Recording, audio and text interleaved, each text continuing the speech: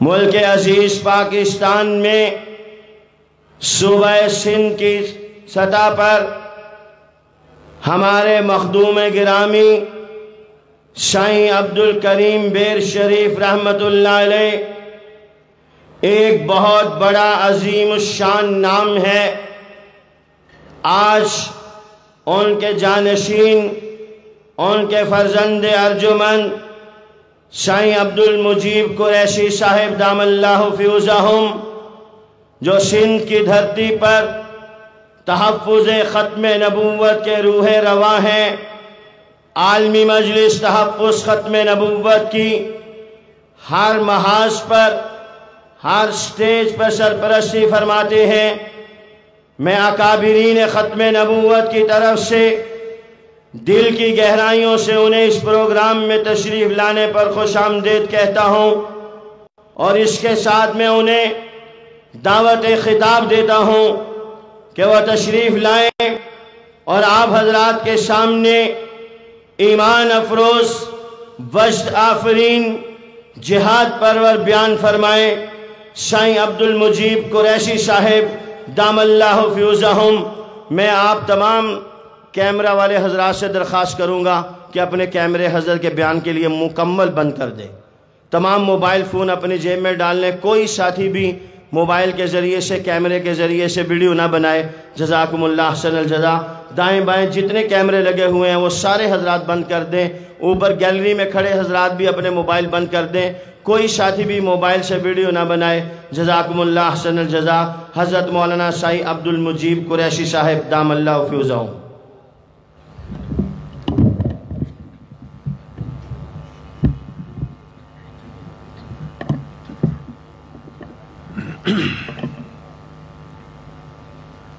ان الحمد للہ نحمده ونستعینه ونستغفره ونؤمن به ونتوکل علیہ ونعوذ باللہ من شرور انفسنا ومن سیئات اعمالنا من يهده اللہ فلا مضل له ومن يضلله فلا هادی له ونشهد ان لا الہ الا اللہ وحده لا شریک له ونشهد ان سیدنا محمدا عبده ورسوله ارسلہ اللہ بالحق بشیرا ونذیرا وداعیا الی اللہ باذنہ وسراجا منیرا وصلی اللہ وسلم علی سیدنا ومولانا محمد وعلی آلہ وصحبہ ومن تبعہم بإحسان الی یوم الدین۔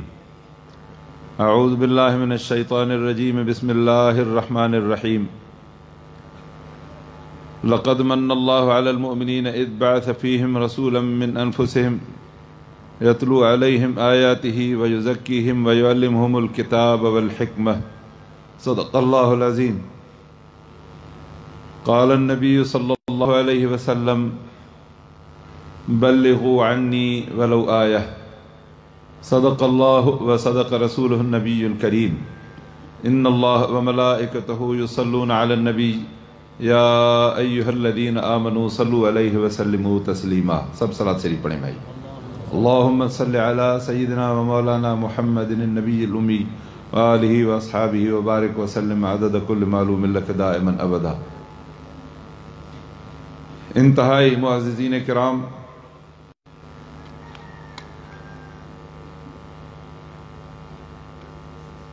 اللہ وحدہ لا شریک لہ نے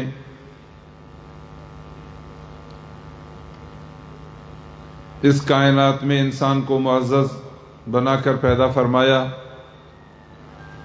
اور تمام انسانوں میں اللہ تعالیٰ نے انبیاء کو فضیلت سے نوازا۔ انبیاء سے علاوہ امت کے جتنے بھی آدمی اللہ تعالیٰ کی اطاعت اور بندگی، تقوی اور پرہیزگاری میں جتنی بھی اونچی پرواز کریں گے، وہ اللہ وحدہ لا شریک لہ کے نبیوں سے تعلیم یافتہ ہوں گے، ان کے شاگرد ہو سکتے ہیں، ان کے امتی ہیں۔ اللہ تعالیٰ کے نبی پوری کائنات میں انسان ذات سے مشرف اور اللہ سبحانہ و تعالیٰ کے چنے ہوئے بندے، جب ان انبیاء کی جماعت مکمل ہوئی، کیونکہ میرے بھائی یہ دنیا اور یہ پورا کارخانہ فانی ہے، اس میں نہ کوئی رہا نہ کسی کو رہنا ہے، تو اللہ تعالیٰ نے اس فانی دنیا کو جو فانی بنایا ہے،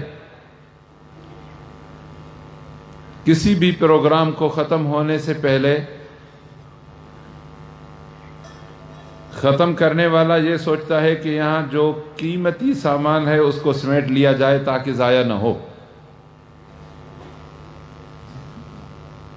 تو کام ختم ہوتے ہی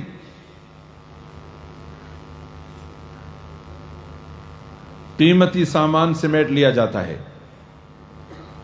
اللہ تعالیٰ نے دنیا کے اس میدان میں پوری مخلوق میں سے سب سے عزت والا انسان بنایا۔ فرمایا کہ لَقَدْ خَلَقْنَا الْإِنسَانَ فِي أَحْسَنِ تَقْوِيمٍ، میں نے خوبصورتی کا زیور انسان کو عطا کیا۔ وَلَقَدْ كَرَّمْنَا بَنِي آدم، آدم کی اولاد کی ہم نے بڑی عزت بھی کی۔ اللہ تعالیٰ نے عزت بھی فرمائی اور خوبصورتی بھی عطا فرمائی۔ تو عزیزان گرامی، صفحہ ہستی پہ عزت والا اور خوبصورت انسان، تو اللہ تعالیٰ نے ان کو ایسے بیکار نہیں چھوڑا۔ خود ہی اللہ تعالیٰ فرماتے کہ اَفَحَسِبْتُمْ أَنَّمَا خَلَقْنَاكُمْ عَبَثًا وَأَنَّكُمْ إِلَيْنَا لَا تُرْجَعُونَ، کیا سمجھتے ہیں آپ لوگ کہ ہم نے آپ کو بیکار پیدا کیا ہے؟ بیکار کہنے کا ایک مقصد ہے میرے بھائی، اس کا مطلب یہ ہے کہ دنیا کی بہت ساری چیزیں جن کی افادیت ہمیں معلوم نہیں ہوتی، چلو گائے بکری کی افادیت ہمیں اور آپ کو معلوم ہے، بھیڑ بھینس کو ہم جانتے ہیں، لیکن بہت ساری ایسی چیزیں جن کی افادیت اور ان کا کام، ان کا وظیفہ ہمیں معلوم نہیں، یہ پکی بات سمجھ لیں کہ اللہ تعالیٰ کے علم میں وہ کارگر ہیں، وہ بیکار نہیں، وہ نکمے نہیں۔ لیکن ان تمام چیزوں میں سے بہت ساری چیزیں ایسی ہوتی ہیں جو ہمیں کام کی نظر نہیں آتی۔ جنگل کے کسی جانور کو دیکھیں، کسی بلی کو دیکھیں، کسی اس قسم کی کوئی ایسی چیز جو کسی گھر والوں نے نہ رکھی ہو، ایسے پھر رہی ہے فالتو، آپ تو اسے بیکار سمجھیں گے، اور خود اپنے آپ کو ہم کارگر سمجھتے ہیں۔ بھائی، اس کی بیکاری اور ہماری کارگری میں فرق جب ہوگا کہ وہ فرق ہو۔ لیکن جن چیزوں کو ہم فرق سمجھتے ہیں، لباس پہننا، کہ بھائی اگر کسی جنگل میں ہم نے بھیڑیے دیکھے، گیدڑ دیکھے، شیر دیکھے، گینڈے دیکھے، ہاتھی دیکھے، ہمارے اور ان کی زندگی میں فرق یہ نظر آیا کہ ان کو کپڑے پہنے ہوئے نہیں، ہم کپڑے پہنتے ہیں۔ وہ جنگل میں جو کھا پی رہے ہیں وہ عام چیزیں ہیں، کسی نے درخت کے پتے توڑ کے کھائے، کسی نے کوئی چیز کھائی، کسی نے کوئی گوشت کھا لیا، کسی نے حلال کھایا، کسی نے مردار، اور ہم اچھی طرح چن چن کے پکا کے چیزیں کھاتے ہیں، صاف ستھری کھاتے ہیں۔ اس فرق کو اگر انسان اور جانور کا فرق مانیں گے تو یہ فرق نہیں۔ وہ جنگل میں رہتے ہیں، ہاتھی کتنا بھی بڑا، لیکن پھر بھی اس کی رہائش جنگل میں، ہمارے لیے یہ جگہیں بنی ہوئی ہیں، بھائی یہ فرق نہیں۔ اگر اس فرق کو فرق مانیں گے تو پھر دنیا میں مسلمان اور کافر کا فرق بھی ختم کریں۔ لیکن الحمدللہ آپ لا الہ الا اللہ محمد رسول اللہ خاتم النبیین کہنے والے ہیں، تو آپ حضرات کو کم از کم ان فروق کو ملاحظہ رکھنا چاہیے۔ تو میرے بھائیوں، جانوروں اور ہماری زندگی میں اگر رہن سہن، کپڑے پہننا، جگہوں میں رہنا اور اپنی پسند کی چیزیں کھانا، مختلف قسم کے کھانے کھانا، سواریوں پہ چڑھنا، اگر یہ آپ کی حیوانوں سے تمیز ہے تو یہ بڑی بھول ہے۔ کیونکہ اگر آپ کسی سواری پہ چڑھیں تو اللہ تعالیٰ نے پرندے کو اڑنے کی صلاحیت دی ہے، وہ تو ہوا میں فضا میں اڑے گا، آپ نہیں اڑ سکتے، وہ اچھا بنا۔ اگر ہم نے گھر بنانے کو کوئی کارنامہ قرار دیا تو چیونٹی کے گھر دیکھیں زمین میں کس طرح بنے ہوتے ہیں، حیران ہو جائیں گے۔ پرندوں کو گھونسلے بناتے ہوئے دیکھیں، آپ کروڑوں کی بلڈنگ بنائیں، لیکن جب پرندہ آئے گا تو وہاں اپنے تنکے لا کر اس میں سے گھونسلہ بنائے گا، آپ کی کروڑوں کی بلڈنگ کی 1 روپیہ بھی قیمت نہیں اس کی۔ اس کا مطلب یہ ہوا کہ ان چیزوں کو کوئی حیثیت نہیں ہے، کیونکہ کھاتے پیتے جانور بھی ہیں، پیٹ ان کا بھی بھرتا ہے، بچے وہ بھی پیدا کرتے ہیں۔ اگر اس کا نام انسانیت اور حیوانیت کا فرق ہے تو بھائی کوئی فرق نہیں ٹھہرا۔ بسا اوقات آپ سے طاقت میں وہ زیادہ ہوں گے، بہت ساری صلاحیتیں ان کے ہاں زیادہ ہیں، اور بہت سارے جانور انسانوں کے لیے زیان خور انسان سے بدرجہ فائدہ مند ہوتے ہیں۔ اس لیے اس فرق کو چھوڑ دیں، یہ فرق کوئی نہیں ٹھہرا۔ رہی بات اس کی کہ آپ کو دنیا کے جہان میں جتنی بھی چیزیں نظر آتی ہیں، آپ کے پاس سواری ہے وہ چڑھنے کے لیے ہے، آپ کے پاس لائٹیں لگی ہوئی ہیں روشنی کرنے کے لیے، آپ کے پنکھے لگے ہوتے ہیں ہوا کے لیے، یہ سب آپ کی چیزیں ہیں اور ان کی افادیت اور خدمت آپ نے متعین کی ہے۔ تو اسی طرح اگر آپ اپنے آپ کو فقط کھانے پینے، اچھی جگہ میں رہنے کا انسان بنا کر اپنے آپ کو پوری مخلوقات سے اچھا گردانا، تو یہ ہماری اور آپ کی بڑی غلطی ہوگی۔ بلکہ جس طرح دنیا کے جہان میں اللہ وحدہ لا شریک لہ نے جتنی بھی چیزیں پیدا کی ہیں، اللہ فرماتے ہیں کہ ان میں سے ہم نے حلال بھی بنائی ہیں اور حرام بھی بنائی ہیں۔ ہم اور آپ کلمہ پڑھنے والے حلال اور حرام کی تمیز اللہ تعالیٰ کے احکامات سے سیکھتے ہیں، رسول اللہ صلی اللہ علیہ وسلم کی تعلیم سے سیکھتے ہیں۔ جب اس تعلیم پہ آ گئے تو مسلمان کو اگر کوئی آدمی صراحتاً ظاہر ظہور کوئی حرام چیز کھانے کو دے گا تو مسلمان نہیں کھائے گا۔ کہیں دیکھا کہ کوئی قصاب گدھا ذبح کر کے لوگوں کو گوشت دے رہا ہے، اگر چھپ چھپا کے کیا پتہ نہ چلا، تو میں تو کہتا ہوں کہ مسلمان بھی بہت سارے ایسے ہوتے ہیں جو اللہ تعالیٰ سے صبح شام حلال کھلانے کی دعا کرتے ہیں کہ اللہم مکفنی بحلالک عن حرامک واغننی بفضلک عمن سواک، اے میرے پروردگار حلال سے میری کفایت فرمایا کر اور مجھے حرام سے بچا۔ مجھے یقین ہے کہ اللہ تعالیٰ اسے حرام سے بچائے گا۔ لیکن جو ہم غافل انسان ٹھہرتے ہیں، شاید ہمیں کبھی اس قسم کا حرام لگ جائے، لیکن پتہ چلنے کے بعد کوئی انسان مفت میں ملے تو بھی اس طرح کی حرام چیز نہیں کھاتا۔ میرے بھائیو، تو اللہ تعالیٰ نے جس طرح دنیا میں ہر چیز کے بنانے والے کی اس کے متعلق تعلیم اور خبر چلتی ہے کہ یہ چیز اس طرح استعمال ہوگی، اس کا استعمال یہ ہے، اسی طرح انسان کو یہ اچھی طرح باور کرنا چاہیے کہ اس کا بنانے والا اللہ وحدہ لا شریک لہ ہے، اور اللہ وحدہ لا شریک لہ نے جو اس کے لیے نظام مقرر کیا ہے، طریقہ کار اور اصول مقرر فرمایا ہے، وہ انسان کا خاص اصول ہے۔ اور اللہ تعالیٰ فرماتے ہیں کہ وَمَا خَلَقْتُ الْجِنَّ وَالْإِنسَ إِلَّا لِيَعْبُدُونَ، میں نے انسان ذات کو خالصتاً اپنی عبادت کے لیے پیدا کیا۔ تو میرے بھائیوں، کھانا پینا تو سب کو آتا ہے، رہن سہن سب کی ہے، بلکہ بسا اوقات اس ماحولیاتی ترقی میں کافر ہم سے بہت آگے ہوتے ہیں۔ ان کے شہر، ان کے گھر، ان کے گاؤں، ان کے علاقے ظاہری ترقی میں اونچے اور اوپر ہوتے ہیں۔ سردی گرمی کا انتظام، روشنی ہوا بجلی کا انتظام، سفر اور سیاحت کا انتظام، کھانے پینے کی اشیاء، یہ سب چیزیں ان کو مہیا ہوتی ہیں، لیکن یہ جان لیجئے کہ یہ سب دنیا کی چیزیں ہیں، آخرت کی چیز کوئی نہیں۔ جبکہ اللہ فرماتے ہیں کہ انسان، تم آخرت میں جا کر کامیاب ہونے کے لیے پیدا ہوئے ہو، اور اس کامیابی کے لیے تمہیں اللہ تعالیٰ کی بندگی اور عبادت کرنی پڑے گی۔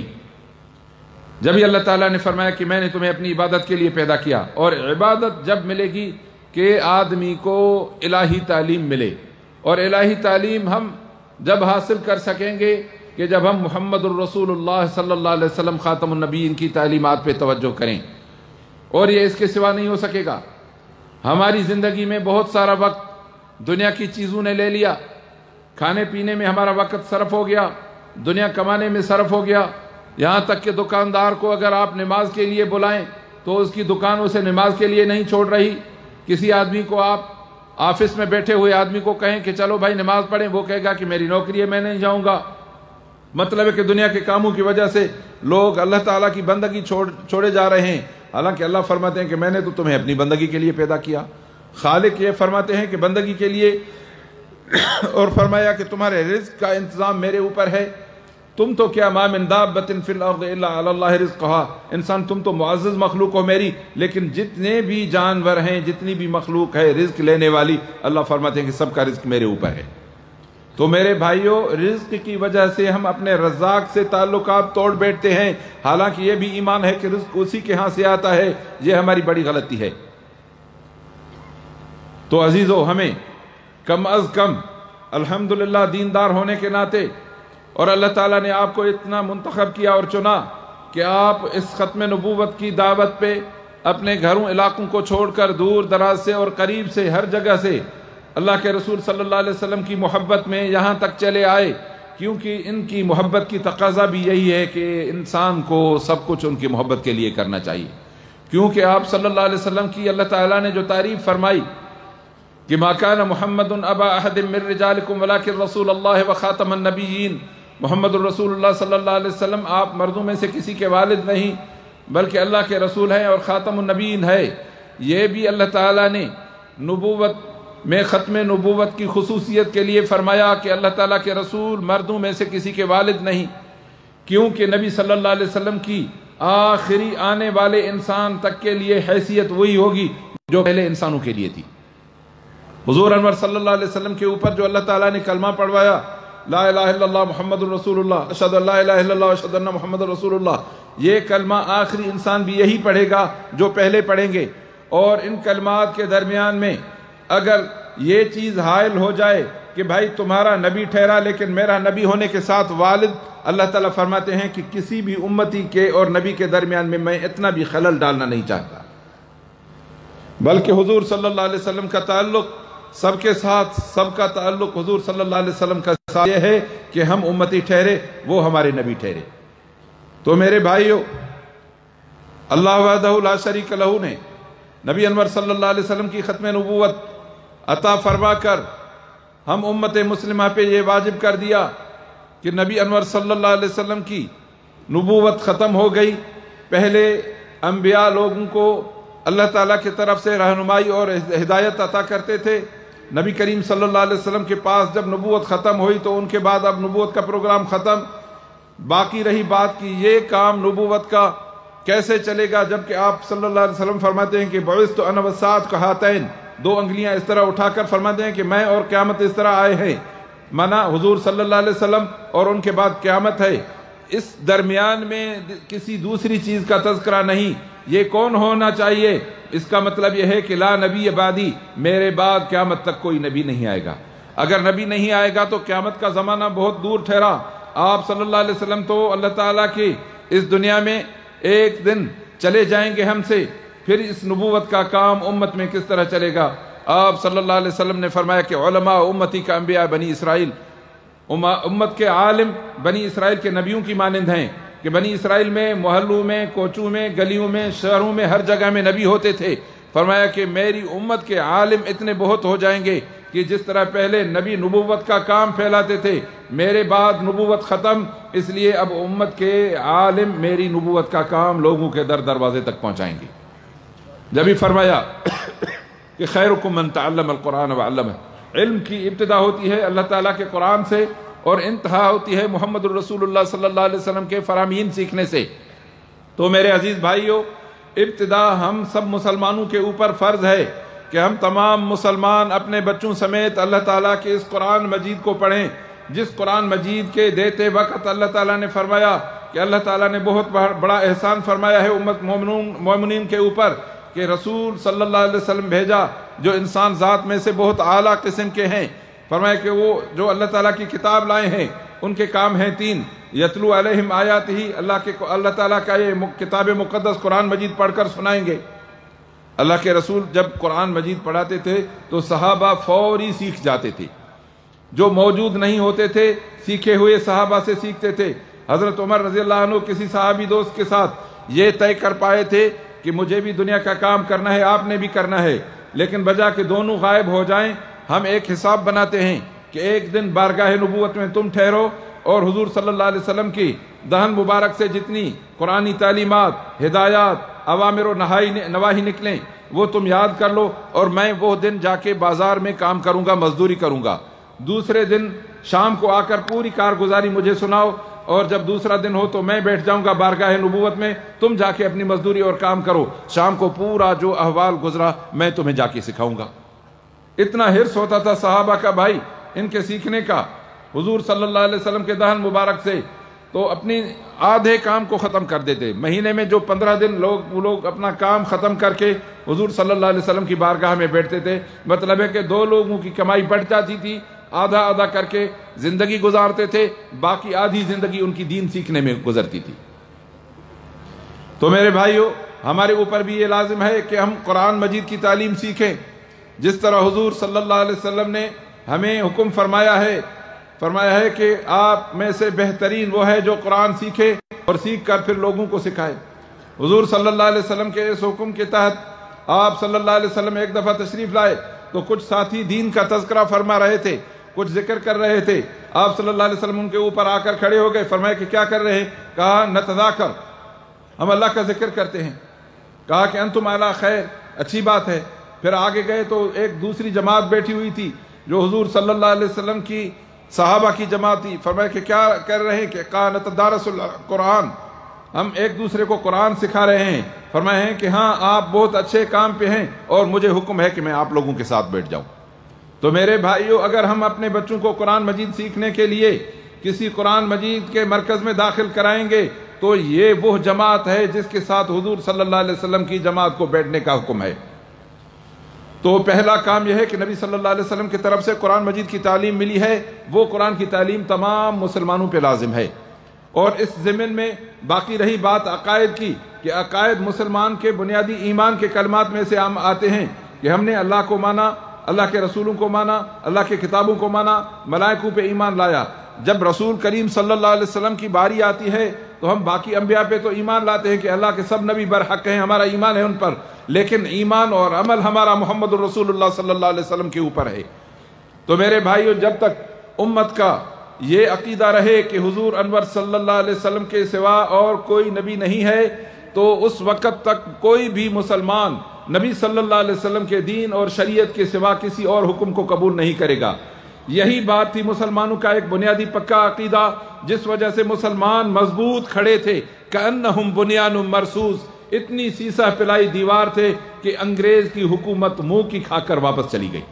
حالانکہ وہ حکومت بڑی مضبوط حکومت تھی، انہوں نے یہاں اتنے کام کیے تھے، ریلوں کی لائنیں بچھائی، روڈ بنائے، نہریں بنائیں، بہت کچھ کیا، لیکن مسلمانوں نے کہا کہ نہیں، یہ سب دنیا کی چیزیں ہیں۔ ٹھیک ہے، آپ نے ہمارے لیے ریلوے لائن بچھائی، آپ نے پہاڑوں میں سے راستے کھود کے ہمارے آنے جانے کے راستے آسان بنائے، پانی کی نہریں بنائیں، لیکن یہ سب کل ذالک متاع الحیات الدنیا، یہ تو دنیا کا سامان تھا، کیونکہ اس سب کے بغیر بھی ہمارے باپ دادا زندہ ہو کر ہم تک پہنچے، اس لیے یہ ضروری نہیں۔ لیکن جو چیز حضور انور صلی اللہ علیہ وسلم ہمیں دے کے گئے ہیں وہ ہے اللہ کا قرآن اور حضور صلی اللہ علیہ وسلم کا دین۔ اس دین میں آپ حائل ہو رہے ہیں اس لیے کہ ہم حضور صلی اللہ علیہ وسلم کے دین سے مڑ کر دنیا کی طرف راغب ہو جائیں۔ اس لیے کفار نے دیکھا کہ مسلمان اپنے نبی صلی اللہ علیہ وسلم کی بات کے بارے میں کسی کے ساتھ کسی سودے بازی پہ تیار نہیں ہے، اس لیے انہوں نے ایک جھوٹے نبی کو دعویٰ کروائی، مرزا غلام احمد کذاب دجال کو، جو انگریز کا خود بنایا ہوا تھا۔ وہ کہتا تھا کہ میں انگریز سرکار کا خود کاشتہ پودا ہوں۔ بھائی یہ درخت کس نے لگایا؟ بھائی یہ فلاں نے لگایا، فلاں نے حضرت طاولہ شاہ بخاری نے لگایا، ہمارے اکابرین نے لگایا۔ بھائی وہ ٹھیک ہے، بہت اچھی بات ہے الحمدللہ، لیکن وہ کہتا تھا کہ میں انگریز کا لگایا ہوا پودا ہوں۔ بھائی جس آدمی کا لگایا پودا ہوگا اس کے اوپر نام اسی کا ہوگا۔ ہمارے انبیاء ہوتے ہیں اللہ کے نبی، اللہ کے رسول، یہ تھا انگریز سرکار کا پودا۔ ظاہر ہے جن کا پودا تھا باتیں بھی انہی کی کرتا تھا۔ تو ان کفار نے یہ سوچا تھا کہ بازار میں بھائی ہمیں اس طرح کا کپڑا چاہیے، ٹھیک ہے جائیں بازار میں، بھائی اس پہ ایک ہی نام لکھا ہوتا ہے، ایک آدمی کا نام لکھا ہوتا ہے کہ بھائی یہ محمود کی رومال بنی ہوئی ہے، تو آپ جائیں گے وہاں جا کے پوچھیں گے تو آپ کی یہی ملے گی اور بالکل ایسی ہی ملے گی، اس میں کوئی فرق نہیں ہوگا۔ پھر نکالوں نے دیکھا کہ بھائی یہ تو کاروبار بہت چل رہا ہے اور لوگ بڑی اسی کو پسند کر رہے ہیں اور لے رہے ہیں۔ پھر نکار اور جار ساز آتے ہیں، وہ کیا کرتے ہیں کہ اسی محمود کی جگہ مجبور لکھ کر اور اسی رنگ کا تھوڑا اس سے کوالٹی میں ہلکا لا کر وہ بازار میں پھینک دیتے ہیں۔ آپ کو وہ دور سے دکھائے اور آپ وہ خرید کر کے چلے گئے۔ پھر نے جب کسی نے دیکھا کہ بھائی یہ کیا، یہ تو تم نے نکلی لیا، کہا بھائی میں نے تو جا کے پوچھا، اس نے یہ نکال کے دکھایا۔ ہاں بھائی نام ملتا جلتا ہے، شکل بھی ملتی جلتی ہے. اسی لیے ان لوگوں احمقوں نے، انگریزوں نے دیکھا کہ مسلمان نبی صلی اللہ علیہ وسلم کی بات میں سے ایک لفظ کا بھی سودا کسی سے کرنا نہیں چاہتے ہیں. اسی لیے انہوں نے جس طرح نقال بازار میں نقلی چیزیں لا کے بیچتے ہیں، انہوں نے نقلی نبی اپنے طرف سے ایک اٹھایا، اس کو نبوت کی دعویٰ کرائی. مرزا غلام احمد کذاب دجال، جس اس نام سے آپ سب اس کو جانتے اور پہچانتے ہیں. اور ان کا اس میں مفاد کیا تھا؟ کہا کہ نبی کی بات کر کے ہم بھی اپنے اس جھوٹے کی بات چلائیں گے، پھر کچھ نہ کچھ لوگ لے چلیں گے.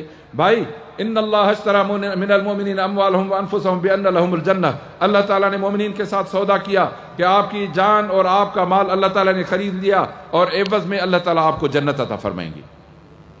اس لیے مسلمان اپنی جان کا بھی سودا کرتا ہے اور مال کا بھی سودا کرتا ہے. یہ روز اول سے حضور صلی اللہ علیہ وسلم کے صحابہ میں سے چل کر آج تک مسلمانوں میں یہی سودا چلتا آ رہا ہے. اور اللہ فرماتے ہیں کہ کان حقا علینا نصر المومنین، جب تک آپ سچے مومن، اپنے آخری پیغمبر محمد رسول اللہ صلی اللہ علیہ وسلم کے پیروکار، قرآن مجید پہ عمل کرنے والے سچے مسلمان رہیں گے، دنیا کتنی بھی کیوں نہ طاقتور ہو جائے، آپ کا دشمن جس طرح بدر میں جس طرح کفار اور مسلمانوں کا 313 بدریوں کا مقابلہ تھا، اس میں 2000 کے قریب کافر پورے مسلح، یہ بالکل نہتے، کھجور کے درخت کے ڈنڈے ہاتھ میں اور کچھ بھی نہیں، 2-4 تلواریں، کچھ تیر، باقی بالکل بے سر و سامانی کا عالم. اللہ فرماتے ہیں کہ سامان کو مت دیکھیں، ایمان کا سودا جو آپ کے پاس ہے وہ بہت بڑا ہے. تو میرے عزیزو، یہ سودا جب تک مسلمان کے پاس ہے، مسلمان کامیاب ہے.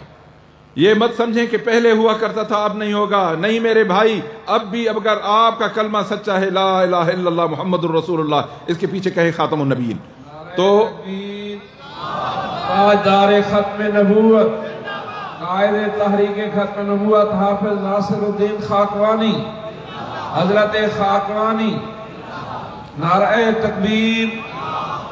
تو میرے بھائیو، بات یہ ہے کہ جب تک مسلمان اپنے اس پورے سامان کے ساتھ، اللہ تعالیٰ فرماتے ہیں کہ دنیاوی اسباب میں سے جو آپ کی طاقت ہو وہاں تک آپ تیاری کریں، لیکن دینی اسباب میں آپ اپنی پوری صلاحیتیں استعمال کریں. اللہ تعالیٰ نے فرمایا، یہ نہیں فرمایا کہ قرآن جتنی طاقت ہو پڑھیں، اللہ نے فرمایا کہ قرآن پڑھیں. الرحمن علم القرآن خلق الانسان، قرآن جی بھر کے پڑھیں. نبی صلی اللہ علیہ وسلم کا علم سیکھیں، سنت سیکھیں، عالم بن جائیں. خیرکم من تعلم القرآن وعلمہ، تو آپ میں سے اچھا وہ ہے جو قرآن سیکھے اور سکھائے. فرمایا کہ انما بعثت معلما، میں بھی خود استاد بن کے آیا ہوں اس کے لیے. لیکن دنیاوی اسباب اور طاقت میں فرمایا کہ وَأَعِدُّوا لَهُم مَّا اسْتَطَعْتُم مِّن قُوَّةٍ، دنیاوی اسباب کی تیاری، جہاد کی تیاری جتنی آپ کے پاس طاقت ہو اتنی کریں. اللہ فرماتے ہیں کیونکہ جب جہاد کا سامان ہوگا اور کفار کے ساتھ آپ کی پنجہ آزمائی ہوگی، رب فرماتے ہیں کہ آپ کی طاقت اصلی طاقت ہے ایمانی طاقت، اور باقی اسباب جتنا حسب استطاعت اپنے لائیں، باقی ایمان بھر کر، حد سے بڑھ کر ایمان اور عمل صالح لائیں. ایمان اور عمل صالح بڑھ کر ہو اور اسباب جتنے آپ کے پاس ہوں. اللہ فرماتے ہیں کان حقا علینا نصر المومنین، مومنین کی مدد کرنا اللہ فرماتے ہیں کہ میرے اوپر حق ہے. تو میرے بھائیو، ایمان اور عمل صالح بنانا ہماری ذمہ داری ہے. ایمان اور عمل صالح بنانے میں کوئی پیسہ نہیں لگتا، کوئی روپیہ نہیں لگتا، کیونکہ اللہ تعالیٰ نے کلمہ جو ہے آپ کے زبان سے پڑھوایا. دل میں عقیدہ رکھنے پہ کوئی پیسہ نہیں لگتا، اور اس کو عملی جامہ پہنانے کے لیے نماز پڑھنی ہے. آپ کو پہلا فرض آپ کے اوپر، نماز میں کوئی پیسے نہیں. اگر آپ صحت مند چاق و چوبند ہیں تو وضو کریں، اگر وضو نہیں کر سکتے تو تیمم کریں، اٹھ کے پڑھیں، اگر اٹھ نہیں سکتے تو بیٹھ کے پڑھیں، بیٹھ نہیں تو لیٹ کے پڑھیں، نماز پڑھنی ہے. اس میں کوئی پیسہ خرچ نہیں ہے. دوسرا ہے زکوٰۃ دینا. زکوٰۃ جب آپ کے پاس مال ہو تو زکوٰۃ ہوگی، مال نہیں تو زکوٰۃ نہیں. روزہ رکھنا، جب رمضان المبارک آئے تو روزہ رکھیں گے، اگر رمضان المبارک سے پہلے چلے گئے تو اللہ کے حوالے. جب آئے فمن شہد منکم الشہر فلیصمہ، رمضان نظر آ جائے تو پھر روزہ رکھنا. یہ انسان کا مجاہدہ ہے. اللہ وحدہ لا شریک لہ ہمیں اعمال صالحہ میں اپنی طاقت کے آہر ہمارے اوپر وزن رکھتے ہیں، لیکن اللہ فرماتے ہیں کہ عقیدہ اور ایمان اور اللہ کے اوپر بھروسہ آپ کا اتنا زیادہ ہو کہ حد سے زیادہ، پھر نتیجہ یہ ہوگا کہ میری مدد مومنین کے ساتھ ہوگی. حضرت والد گرامی نور اللہ مرقدہ فرمایا کرتے تھے کہ 2 باتیں ہیں. ایک تو پہلی بات یہ ہے کہ حرام پیٹ میں، حرام آنکھوں میں، حرام کانوں میں، حرام ہاتھوں میں، حرام پاؤں میں. اگر حرام کا دخل ہمارے وجود میں ہوگا تو پھر کامیابی نہیں ہوگی.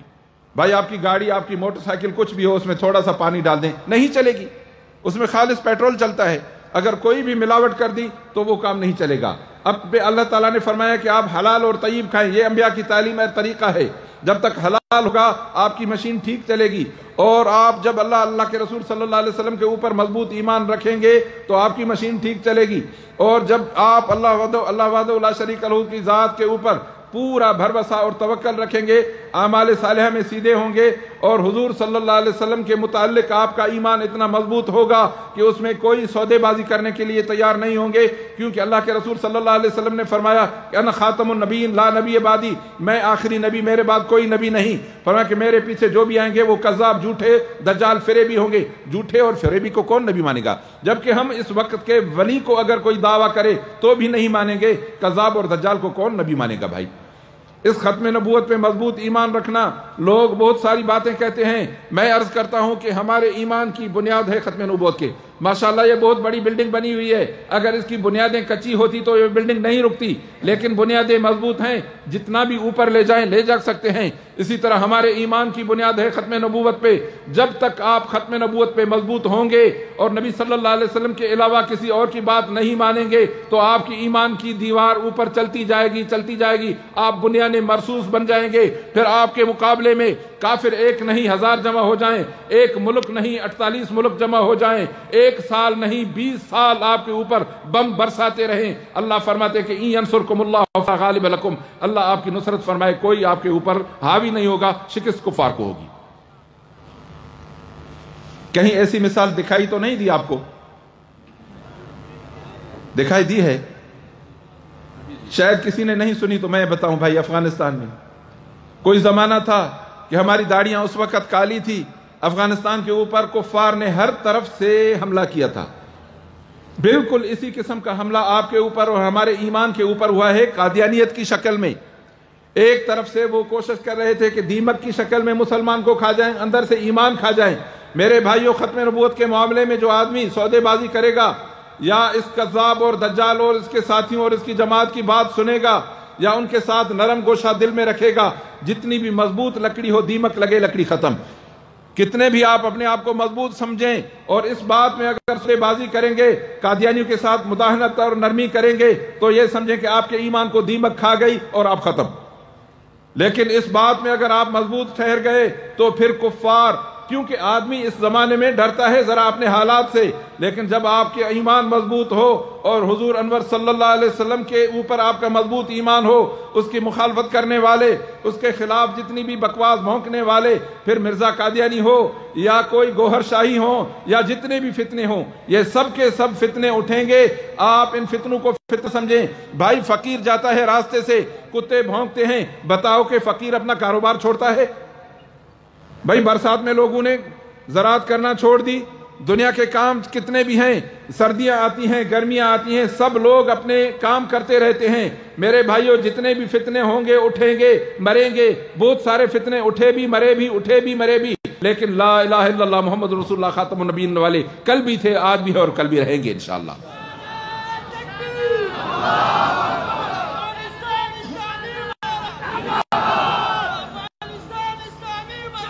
نعرہ تکبیر، تاجدار ختم نبوت سائیں عبد المجید قریشی صاحب، نعرہ تکبیر.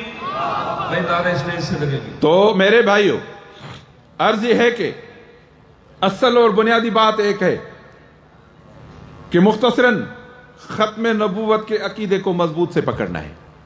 کیونکہ میں نے عرض کیا کہ کفار نے یہ اپنا جو چیلا چھوڑا تھا، ان کا خود کاشتہ پودا مردہ غلام احمق، اس لیے کہ اس کی باتوں کو بھی ہم چھاپ کے کتابوں میں، لٹریچر میں، ریڈیو میں، ٹی وی میں نبی کی بات بنا کر مارکیٹ میں لائیں گے تاکہ مسلمان، سادہ لوگ مسلمان دھوکہ کھا جائیں کہ بھائی یہ بھی نبی کی بات ہے. چلو اگر یہ مولوی کہتا ہے نبی کی بات تو یہ جو آدمی کہتا ہے یہ بھی نبی کی بات ہے. چلو ایک نہیں تو دوسری صحیح، یہ کپڑا نہیں تو دوسرا ہی لے لیا. دین کو اسی طرح کرنا چاہتے تھے. تو میرے بھائیوں، مسلمان کا عقیدہ یہ ہے. میں آپ کو ایک بات عرض کرتا ہوں. ہمارے علاقے میں ایک شادی ہوئی تھی، تو ایک بچی بالکل ان پڑھ، شاید قرآن مجید بھی پڑھنا آتا ہو یا نہ، لیکن یہ 80 کی دہائی کی بات ہے۔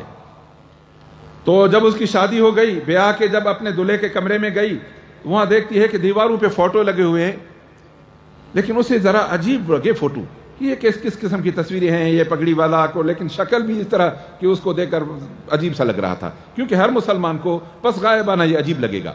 تو اس نے کہا کہ یہ ہمارا پیشوا ہے۔ کہا کون پیشوا ہے؟ کہا یہ مرزا غلام احمد احمق۔ کہا یہ تو قادیانی ہے۔ ہاں ہاں ہاں۔ تو ایک دم وہی اپنے سیج سے اٹھ کھڑی ہوئی، کہا تو قادیانی ہے، پھر تو میں تمہارے ساتھ نہیں رہوں گی۔ کہا اس نے پکڑا بہت ادھر، کیا سوال ہی پیدا نہ ہے، میں جان دے سکتی ہوں لیکن تمہیں ہاتھ لگانے نہیں دیتی، کیوں تو مرزائی ہے، تو قادیانی ہے۔ نعرہ تکبیر، تاجدار ختم نبوت، مرزائیت مردہ باد، مرزائیت۔ تو میرے بھائی وہ لڑکی کھڑی ہو گئی، ہنگامہ برپا کر دیا، اپنے والدین تک خبر پہنچائی۔ کہا تو نے یہ کہاں سیکھی؟ تو اس نے حضرت والد گرامی کا نام لیا کہ حضرت بیر والے جو اپنی تقریروں میں کہتے ہیں کہ مرزائی کافر ہیں، مرتد ہیں، ملعون ہیں، حضور صلی اللہ علیہ وسلم کے دشمن ہیں، یہ ان کے پیروکار ہیں، میں کیسے ان کے ساتھ بیاہ ہوں گی؟ اسی وقت طلاق لے کے گھر چلی گئی۔ تو میرے بھائیوں، ختم نبوت کا عقیدہ کم از کم ہمارے دلوں میں ہو تو اسی طرح ہماری جان ایک جہنم کے انگارے میں جلنے سے بچ جائے گی۔ تو اس کام کو جتنا ہو سکے پھیلائیں، کیونکہ یہ جھوٹا کام انشاءاللہ دنیا میں نہیں چلے گا۔ اللہ تعالیٰ نے اس زمانے میں جو اسلام اور عالم اسلام کی نصرت ہم سب کو دکھا کر پوری یہ عالم واشگاف کر دیا ہے پورے میں کہ بھائی اللہ تعالیٰ کے اوپر واجب ہے کہ مسلمانوں کی مدد کرے، بلکہ مسلمانوں کا کام ہے فقط توکل کرنا۔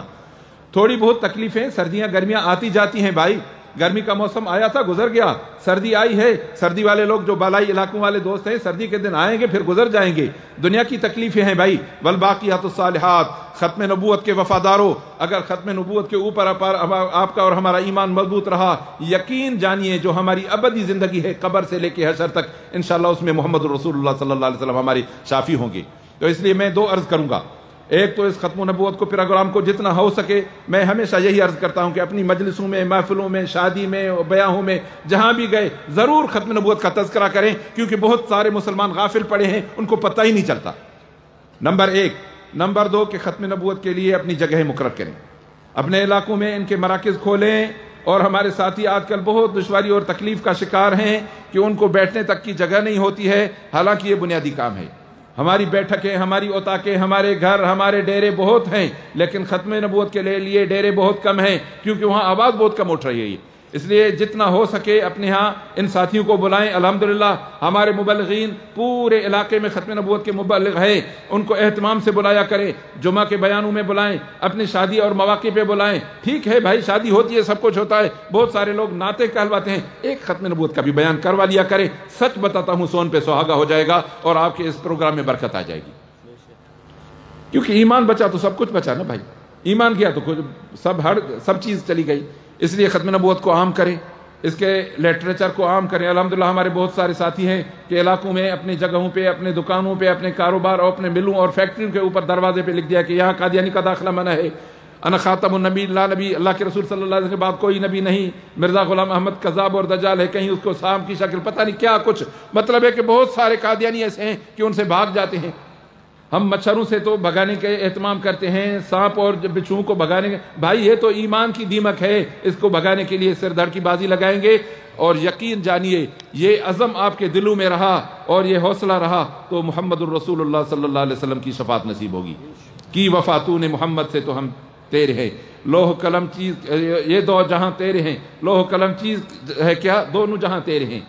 نبی صلی اللہ علیہ وسلم کے ساتھ وفاداری کرو تو یہ سب لوگ تمہارے ہوں گے۔ دنیا کیا ہے، وہاں تو لوح قلم میں بھی تیری کامیابی کا فیصلہ لکھا ہوگا۔ لوگ کہیں کہ لوح قلم کس کا کس طرح ہوتا ہے، بھائی کسی کا نہیں ہو، لوح بھی اللہ کا، قلم بھی اللہ کی، لیکن وہاں جب یہ فیصلہ لکھ گیا کہ یہ سب اللہ کے رسول صلی اللہ علیہ وسلم کے وفادار امتی ہیں، ان کی نجات کا فیصلہ ہے، بھائی لوح قلم ہمارا ہو گیا نا۔ اس شعر کا مطلب یہی ہے کہ وہاں آپ لوح قلم میں آپ کی نجات کا فیصلہ لکھ جائیں گے، اگر لکھ گیا تو پھر انشاءاللہ کامیاب۔ دعا ہے کہ اللہ تعالی ہمیں ختم نبوت کا وفادار بنائے، اور بھائی زندگی بھر ختم نبوت کے کام کو اپنے نصب العین بنا کر اور ختم نبوت کا کام جی بھر کے کریں۔ اور بہت سارے لوگ شرماتے ہیں کہ بھائی اس دکاندار کے پاس قادیانیوں کی مصنوعات پڑی ہے، کیسے کہوں، بڑی دکان ہے، بڑی جگہ، مت کرے شرم بھائی، ان اللہ لا یستحی من الحق، کیونکہ اللہ تعالی حق بتانے میں کبھی شرم نہیں فرماتے۔ اللہ سبحانہ و تعالیٰ کی بارگاہ میں سوال ہے کہ ہم جتنے بھی ہیں واپس جا کے ایک ولولہ اور جوش کے ساتھ ختم نبوت کا کام کریں گے، انشاءاللہ کریں گے، اور جتنے بھی قادیانی اور ختم نبوت کے غدار اور دشمن ہیں ان کے ساتھ بائیکاٹ کریں گے۔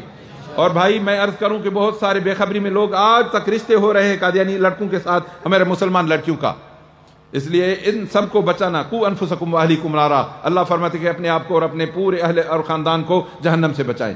دعا ہے کہ اللہ سبحانہ و تعالی ہماری حاضری قبول فرمائے، اور جتنا 2 دن میں ہم سنیں سیکھیں اور یہ خالصتاً اللہ کی رضا کے لیے اور نبی صلی اللہ علیہ وسلم کی غلامی اور وفاداری کے لیے سیکھیں، اور واپس جا کر بلغوا عنی ولو آیہ، آپ صلی اللہ علیہ وسلم فرماتے ہیں کہ میری ایک بات بھی لوگوں تک پہنچائیں تو آپ مبلغ بن جائیں گے۔ اللہ تعالیٰ انشاءاللہ ہماری یہ حاضری قبول فرمائیں گے، اور ختم نبوت کے کام کو دنیا میں جتنا عام ہو سکے ہمیں پھیلانے کی توفیق عطا فرمائیں گے۔ وآخر دعوانا الحمدللہ رب العالمین۔